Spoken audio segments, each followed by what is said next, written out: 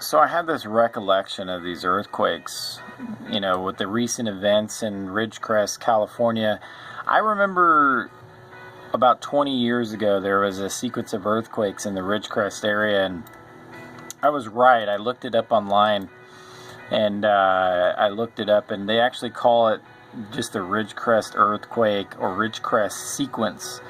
There was like a series of 5-0s that happened in the Ridgecrest area. They have the graphic for that sequence, and if you look around online you can find some other information. But in this graphic, I just noticed something struck me that I was like, wow, you know what, that looks really familiar. What am I seeing here? So take a look at this, guys, right here. Do you see what I'm seeing right here?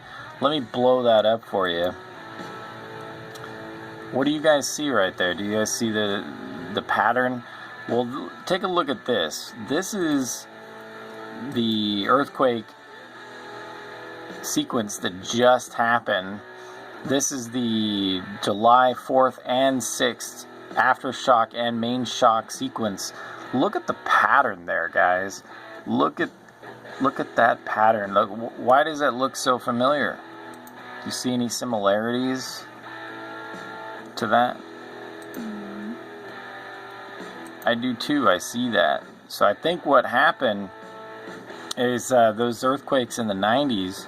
So they have at 1980 through 91, there was a lot of earthquakes out here. And then 95, they had one to the north. And then in 92, 94, they had them in the area where these last earthquakes that just happened had occurred. But what's interesting, if you go to their fault map, where these earthquakes that just happened, they have nothing in the area. This is where those earthquakes happened. One was right here, and the other one was up in here.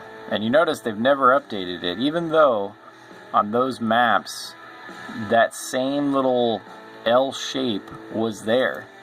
There's the old one, and here's the new one.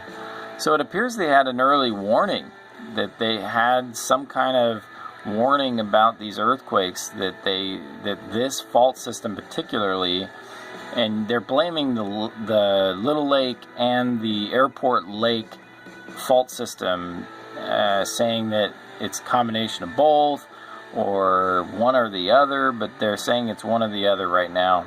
And they think it might have been two faults that were going, one this way and then a longer one this way. Another interesting thought is, if you look, so the earthquakes happened right here where the mouse is. Look to the south. Do you see these earthquakes? Faults. The red ones were more recent earthquake ruptures. And then down here you'll see this is where Hector Mine happened in here. Let's see if it'll pull up. Yeah, so there's the Lavic, and then this one's the Calico. Yeah, like Camp Rock, but then Calico's in here somewhere. It's one of these. I think maybe it's this one. Lenwood Lockhart. Anyway, the Calico runs through here. There's a Lenwood Lockhart. There's a bunch of different ones in here. There's the Pisgah. And these all, look at the trend of these. Look where they go. Like straight through here. The same direction. But all these, these faults in here are kind of north, south. Nothing that represents what you see here, which is like northeast, southwest, and then just northwest, southeast. So I don't know. I think they might have missed something. Maybe they just didn't do enough research on that, but they definitely missed something on that. So I don't know, guys. What do you guys think?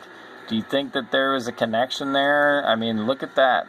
There's the 1992 through 94, and then the current earthquake. I don't know. I think it looks the same to me. I think that they had some kind of warning they missed, some kind of data they missed, and I'm betting that you might see a connection, and they might be talking about that in the near future, saying, "Hey, guys, we missed this one." So stay tuned for that one. And tell me what you guys think. Post up. I see a connection. I definitely see a connection. I just want to know why they don't have those faults listed. Why this is barren after all those years. Who knows?